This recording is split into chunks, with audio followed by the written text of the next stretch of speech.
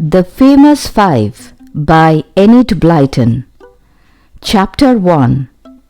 A Great Surprise. "Mum, have you decided about our summer holidays yet?" said Julian at the breakfast table. "Can we go to Polseath as usual?" "I'm afraid not," said his mother. "They're full up this year." The three children at the breakfast table looked at one another in great disappointment. They loved the house at Polseath and the beach was perfect for swimming. "Cheer up," said Dad. "We'll find somewhere else just as good for you." "But Mum and I won't be going with you this year." "Did Mum tell you?" "No," said Anne in surprise. "But you always come with us on our holidays." "Well, this time Dad and I have planned to go to Scotland," said Mom. "Just the two of us. You're all old enough to look after yourselves now, and we thought you'd love the chance to have a holiday on your own. But now that you can't go to Polseath, I don't really know where to send you." "What about Quentin's?" said Dad suddenly. Quentin was his brother, the children's uncle. They had only seen him once and had found him a bit scary.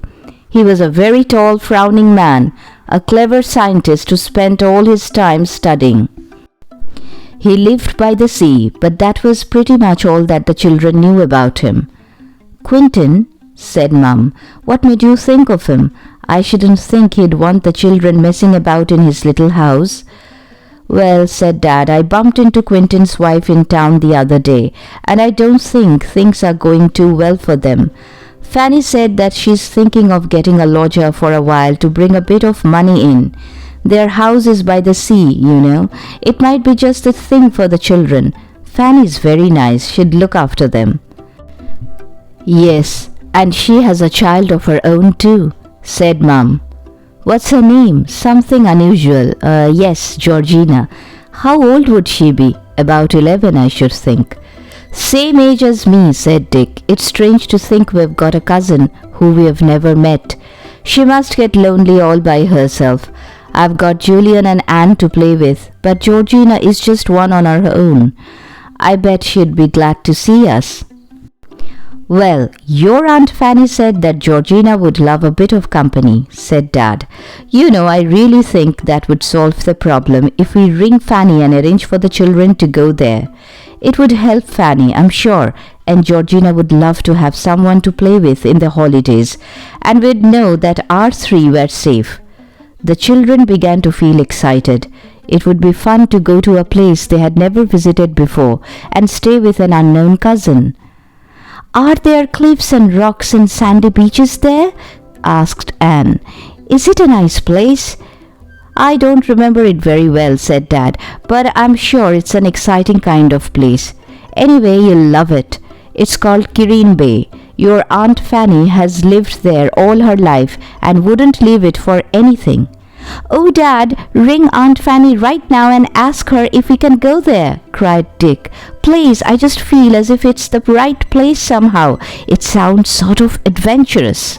"You always say that wherever you go," said Dad with a laugh. "All right, I'll ring up now and see if there's any chance." They had all finished their breakfast, but they waited while Dad went out into the hall to telephone. "I hope it's all right," said Julian. "I wonder what Georgina's like.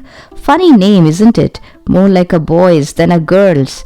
So she's 11, a year younger than I am, same age as you, Dick, and a year older than you, Anne.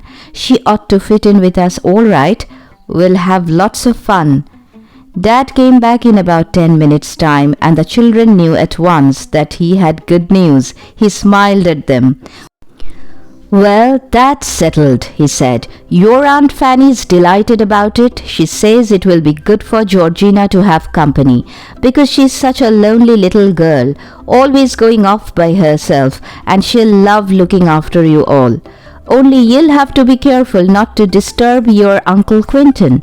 He's working very hard, and he isn't very good-tempered when he's disturbed."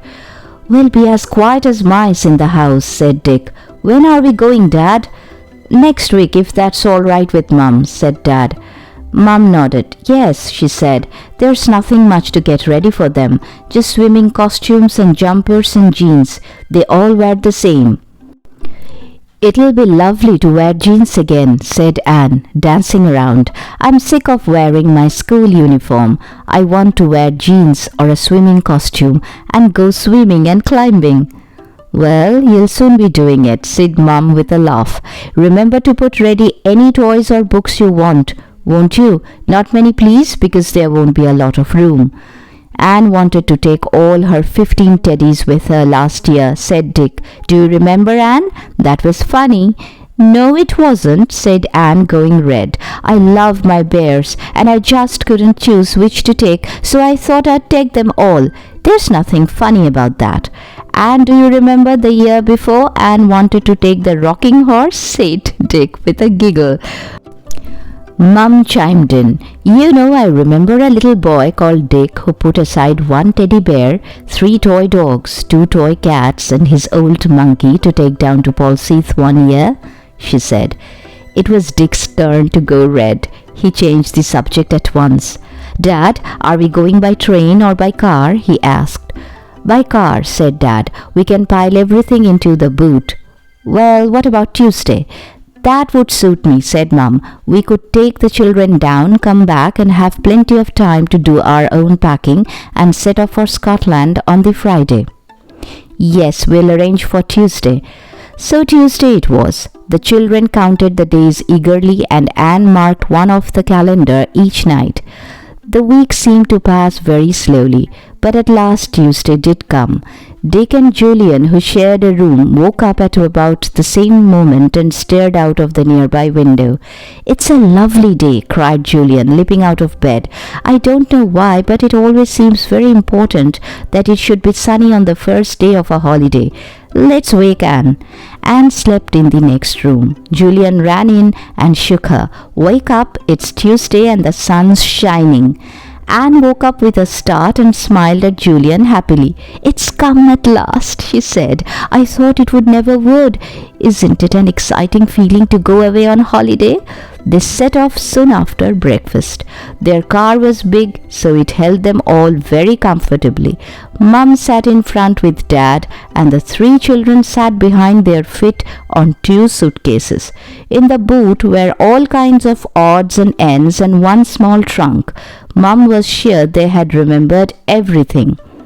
Along the crowded London roads they went, slowly at first, and then as they left the town behind, more quickly. Soon they were right into the open country, and the car sped along fast. The children sang songs as they always did when they were happy. Are we picnicking soon? Asked Anne, feeling hungry all of a sudden. Not yet, said Mum. It's only 11 o'clock. We won't have lunch till at least 12:30, Anne. Oh, Mum, said Anne, I can't hold out till then. Mum handed her some chocolate, and she and the boys munched happily, watching the hills, woods, and fields as the car sped by. The picnic was lovely. They had it on the top of a hill in a sloping field that looked down into a sunny valley. Anne didn't really like a big brown cow which came up close and stared at her, but it went away when Dad told it to. The children ate ravenously, and Mum said that instead of having a picnic tea at 4:30, they would have to go to a cafe somewhere because they had eaten all the tea sandwiches as well as the lunch ones. What time will we reach Aunt Fanny's? Asked Julian, finishing the very last sandwich and wishing there were more. About 6 o'clock with luck, said Dad. Now who wants to stretch their legs a bit? We've another long drive in the car, you know.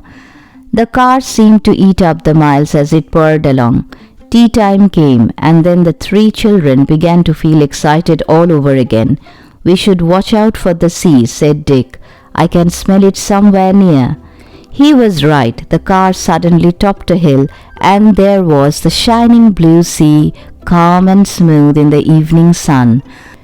The 3 children gave a yell. There it is! Isn't it gorgeous? Oh, I want to swim this very minute. Only 20 minutes now before we are at Green Bay, said Dad. We have made good time. You'll see the bay soon. It's quite a big one, with a funny sort of island at the entrance of the bay. The children looked out for it as they drove along the coast. Then Julian gave a shout.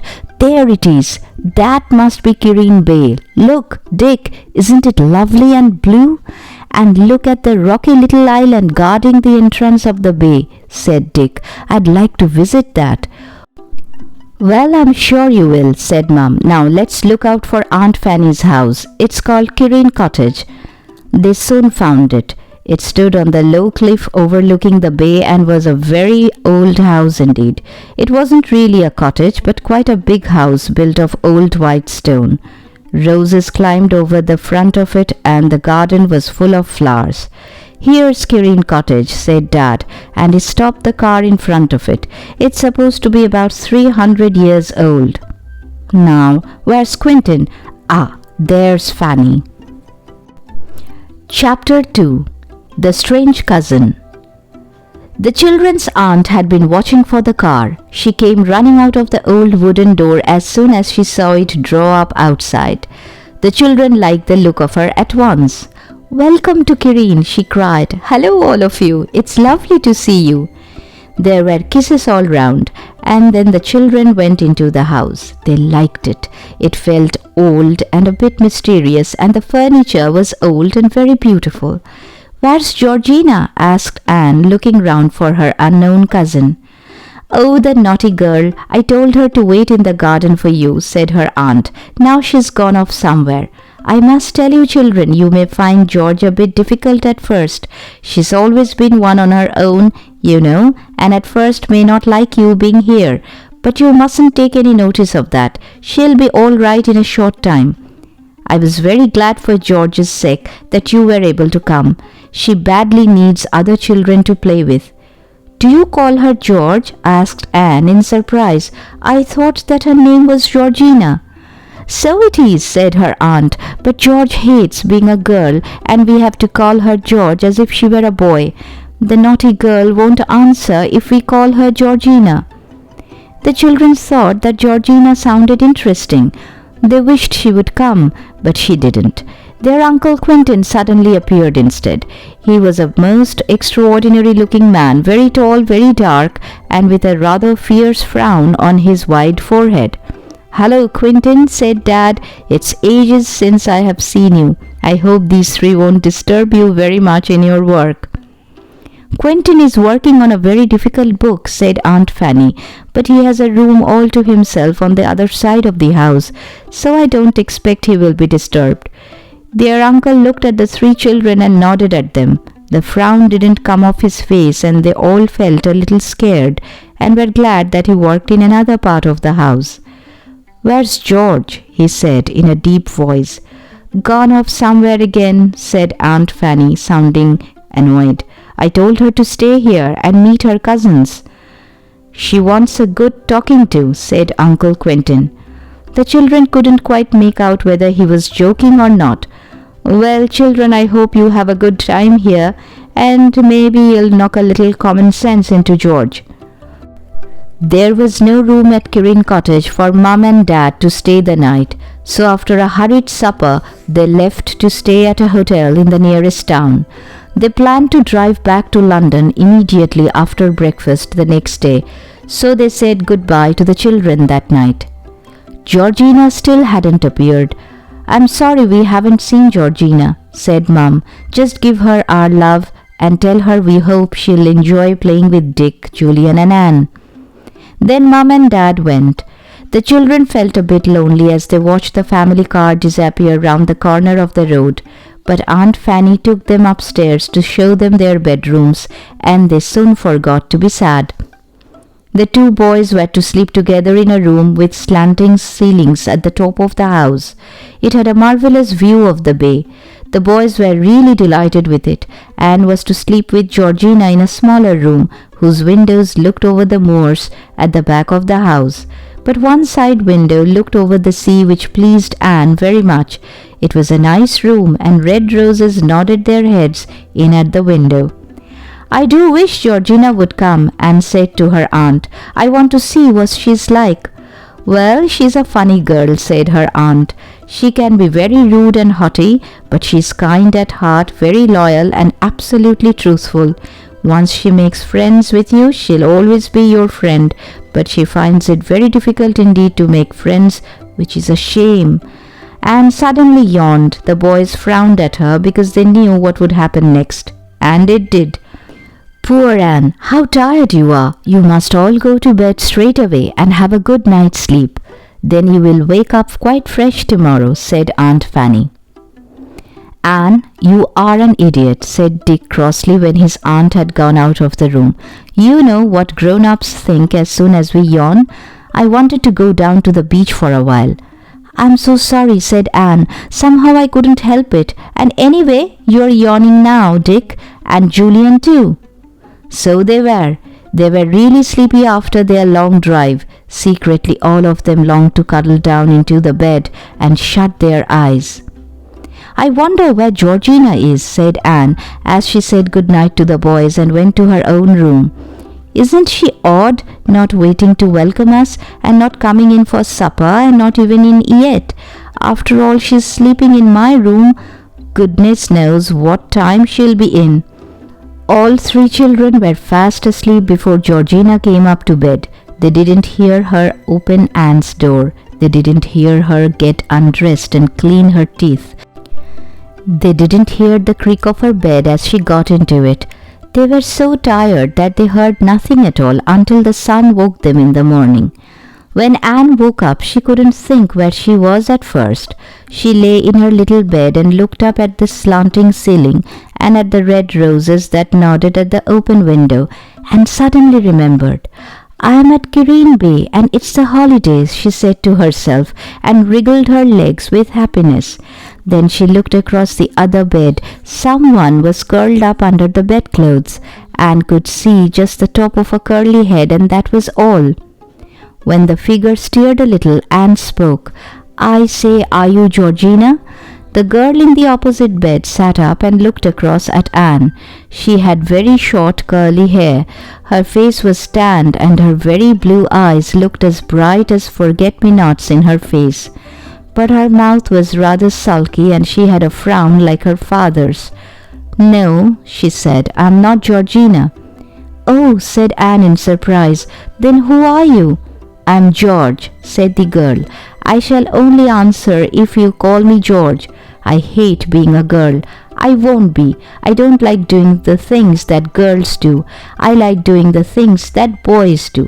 I can climb better than any boy and swim faster too. I can sail a boat as well as any fisherman on this coast. Call me George, then I'll speak to you. But I won't if you don't." "Oh," said Anne, thinking that her new cousin was extraordinary. "All right, I don't care what I call you. George is a nice name, I think. I don't much like Georgina. Anyway, you look like a boy." "Do I really?" said George, the frown leaving her face for a moment. "Mum was furious with me when I cut my hair short. I had hair all round my neck before. It was awful." The two girls stared at one another for a moment. "Don't you hate being a girl?" asked George. "No, of course not," said Anne.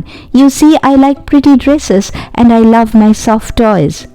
"Who cares about pretty dresses?" said George in a scornful voice. "And toys? Well, you are a baby, that's all I can say." Anne felt offended. "You are not very polite," she said. "My brothers won't take much notice of you if you act as if you know everything. They are real boys, not pretend boys like you." "Well, if they are nasty to me, I won't take any notice of them," said George, jumping out of bed. "I didn't want any of you to come anyway, interfering with my life here. I'm quite happy on my own. Now I've got to put up with the silly little girl who likes dresses and toys and two stupid boy cousins." Anne felt that they had made a very bad start. She said no more but got dressed. She put on her old jeans and a red jumper. George put on jeans too and a boy's jumper. Just as they were ready, the boys hammered on their door. "Are you up? Is Georgina there? Cousin Georgina, come out and see us." George flung open the door and marched out with her head high. She took no notice of the two surprised boys at all. She stalked downstairs. The other three children looked at one another. "She won't answer if you call her Georgina," explained Anne. "She's very odd, I think. She says she didn't want us to come because we'll interfere with her life. She laughed at me and she was really rude." Julian put his arm round Anne, who looked a bit unhappy. "Cheer up," he said. "You've got us to stick up for you. Come on down to breakfast." They were all hungry. The smell of bacon and eggs was very good. They ran down the stairs and said good morning to their aunt.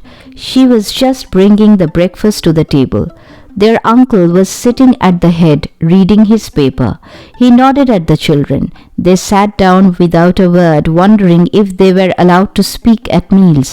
They always were at home, but their Uncle Quentin looked incredibly fierce.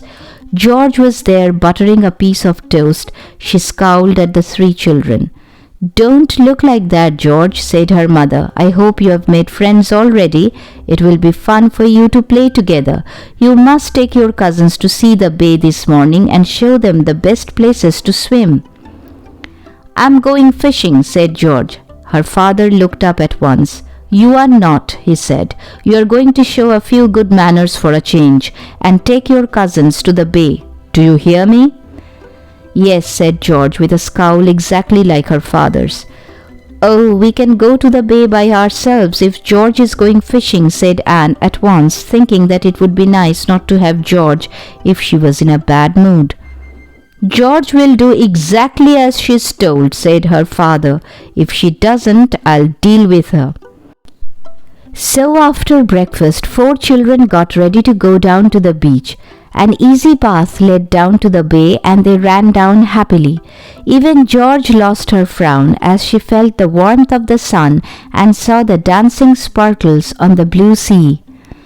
"You go fishing if you want to," said Anne when they were down on the beach. "We won't tell on you. We don't want to interfere with you, you know. We've got ourselves for company, and if you don't want to be with us, you don't have to." "But we'd like you all the same, if you'd like to be with us," said Julian generously. He thought George was rude and bad-tempered, but he couldn't help liking the look of the straight-backed, short-haired little girl with her brilliant blue eyes and sulky mouth. George stared at them. "I'll see," she said. "I don't make friends with people just because they're my cousins or anything silly like that. I only make friends with people if I like them." "So do we," said Julian. "We may not like you, of course."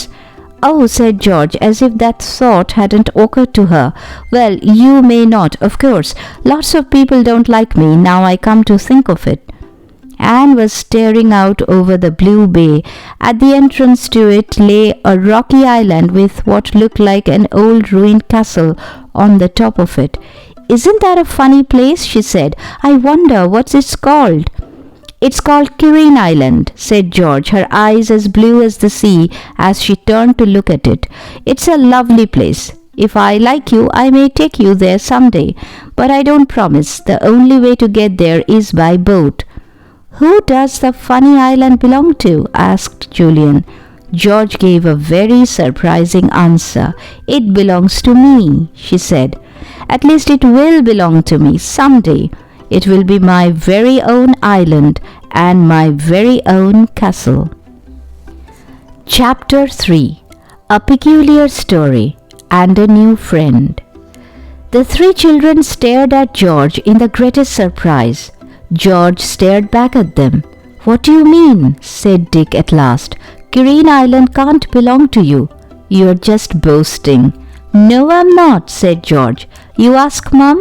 If you are not going to believe what I say, I won't tell you another thing. But I don't tell lies. I think it's cowardly not to tell the truth, and I'm not a coward." Julian remembered that Aunt Fanny had said that George was absolutely truthful, and he scratched his head and looked at George again. How could she be telling the truth? "Well, of course, we'll believe you if you tell us the truth," he said. "But it does sound a bit unlikely, you know. Children don't usually own islands, even funny little ones like that."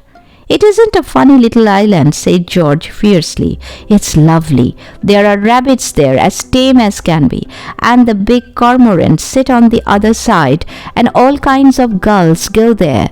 The castle is wonderful too, even if it is all in ruins." "It sounds brilliant," said Dick. "How come it belongs to you, Georgina?" George glared at him and didn't answer. "Sorry," said Dick hastily. "I didn't mean to call you Georgina. I meant to call you George." "Go on, George. Tell us how the island belongs to you," said Julian, slipping his arm through his sulky little cousin's. She pulled away from him at once. "Don't do that," she said. "I'm not sure that I want to make friends with you yet." "Fine," said Julian, losing patience. "Be enemies or anything you like. We don't care. But we like your mum, and we don't want her to think we won't make friends with you." "Do you like my mum?" said George, her bright blue eyes softening a little. "Yes, she's great, isn't she? Well, all right. I'll tell you how Kirin Castle belongs to me. Come and sit down here in this corner where nobody can hear us." They all sat down in a sandy corner of the beach. George looked across at the little island in the bay. "It's like this," she said. "Years ago, Mum's family owned nearly all the land around here. Then they got poor and had to sell most of it. But they could never sell that little island because nobody thought it was worth anything, especially as the castle has been ruined for years. Imagine nobody wanting to buy a little island like that," said Dick. "I'd buy it at once if I had the money." "All that's left of what Mum's family owned is our house, Kirin Cottage, and a farm a little way off, and Kirin Island," said George. "Mum says when I'm grown up it'll be mine. She says she doesn't want it now either, so she's sort of given it to me. It belongs to me. It's my own private island, and I don't let anyone go there unless they get my permission." The three children stared at her. They believed every word George said, for it was quite plain that she was telling the truth. "Oh, Georgina, I mean George," said Dick. "You're so lucky. It looks like a really nice island. I hope you'll be friends with us and take us there one day soon. You can't imagine how much we'd love it." "Well, I might," said George, pleased at the interest she had caused. "I'll see. I've never taken anyone there before, though some of the boys and girls round here have begged me to, but I don't like them, so I haven't." There was a little silence as the four children looked out over the bay to where the island lay in the distance. The tide was going out. It almost looked as if they could wade over to the island. Dick asked if it was possible. "No," said George. "I told you it's only possible to get to it by boat. It's farther out than it looks, and the water is very, very deep. There are rocks all around it too. You have to know exactly where to row a boat, or you bump into them. It's a dangerous beat of coast here. There are a lot of wrecks about." "Wrecks?" cried Julian, his eyes shining. "I've never seen an old wreck. Are there any to see?" "Not now," said George. "They've all been cleared up, except one, and that's the other side of the island. It's deep down in the water. You can just see the broken mast if you row over it on a calm day and look down into the water. That wreck really belongs to me too." This time the children really could hardly believe George, but she nodded her head firmly. "Yes," she said, "it was a ship belonging to one of my great-great-great-grandfathers, or someone like that. He was bringing gold, big bars of gold, back in his ship, and it got wrecked off Kirin Island." "Ooh, what happened to the gold?" asked Anne, her eyes round and big. "Nobody knows," said George. "I expect it was stolen out of the ship. Divers have been down to see, of course, but they couldn't find any gold." "This does sound exciting," said Julian. "I wish I could see the wreck." "Well, we might perhaps go this afternoon when the tide is right down," said George. "The water is so calm and clear today. We could see a bit of it." "Oh, how wonderful," said Anne. "I'd love to see a real live wreck." The others laughed. "Well, it won't be very alive," said Dick. "George, how about a swim?" "I must go and get Timothy first," said George. She got up. "Who's Timothy?" said Dick. "Can you keep a secret?" asked George. "Nobody must know at home." "Well, go on. What's the secret?" asked Julian. "You can tell us. We are not sneaks." "Timothy is my very greatest friend," said George. "I couldn't do without him. But Mum and Dad don't like him, so I have to keep him in secret. I'll go and fetch him." She ran off up the cliff path. The others watched her go. They thought she was the most peculiar girl they had ever known. "Who can Timothy be?" wondered Julian. "Some local boy, I suppose, that George's parents don't approve of." The children lay back in the soft sand and waited. Soon they heard George's clear voice coming down from the cliff behind them. "Come on, Timothy, come on." They sat up and looked to see what Timothy was like. They saw no boy, but instead a big brown mongrel dog with an absurdly long tail and a big wide mouth that really seemed to grin. He was bounding all round George, mad with delight. She came running down to them. "This is Timothy," she said. "Isn't he perfect?" As a dog, Timothy was far from perfect. He was the wrong shape. His head was too big, his ears were too pricked, his tail was too long, and it was quite impossible to say what kind of a dog he was supposed to be.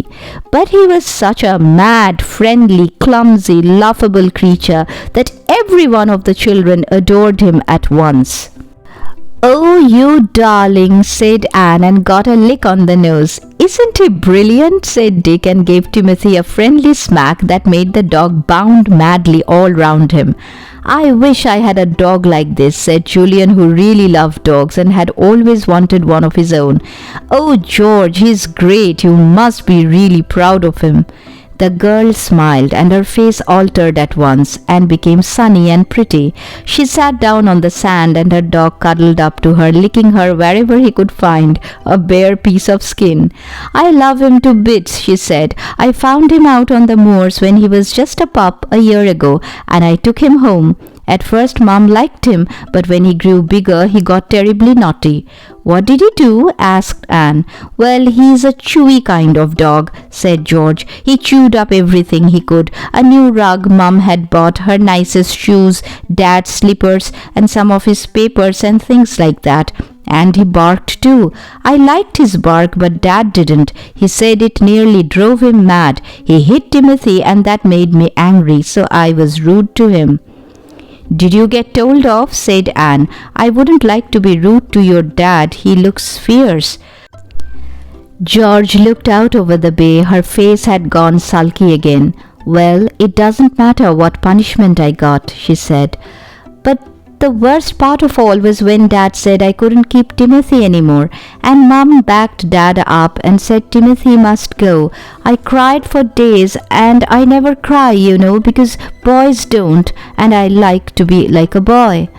"Boys do cry sometimes," began Anne, looking at Dick, who had been a bit of a crybaby 3 or 4 years back. Dick gave her a sharp nudge, and she said no more. George looked at Anne. "Boys don't cry," she said obstinately. "Anyway, I've never seen one, and I always try not to cry myself. It's so babyish. But I just couldn't help it when Timothy had to go. He cried too." The children looked with great respect at Timothy. They had not known that a dog could cry before. "Do you mean he cried real tears?" asked Anne. "No, not quite," said George. "He's too brave for that. He cried with his voice, howled, and looked so miserable that he nearly broke my heart. And then I knew I couldn't possibly part with him." "What happened then?" asked Julian.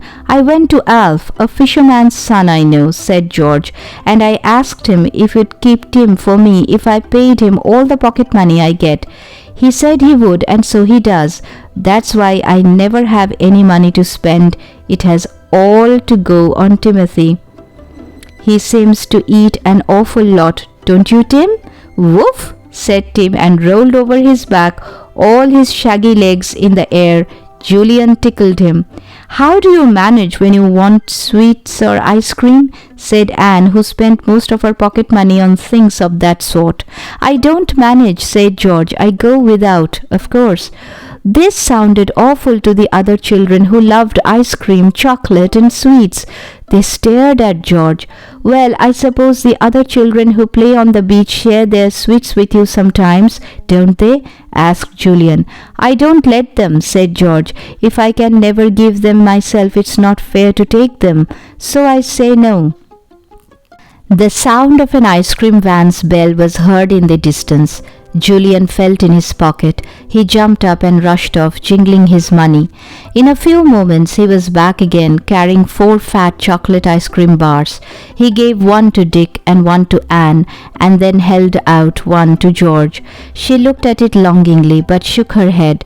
No, thanks, she said. You know what I just said. I haven't any money to buy them, so I can't share mine with you. And I can't take any from you. It's mean to take from people if you can't give even a little back. You can take from us, said Julian, trying to put the ice into George's brown hand. We are your cousins. No, thanks, said George again. Though I do think it's nice of you. She looked at Julian out of her blue eyes, and the boy frowned as he tried to think of a way to make the obstinate girl take the ice. Then he smiled. Listen, he said, you have got something we badly want to share. In fact, you have got a lot of things we'd like to share, if only you'd let us. You share those with us and let us share things like ice cream with you, okay? What things have I got that you want to share? Asked George in surprise. You have got a dog, said Julian, patting the big brown mongrel.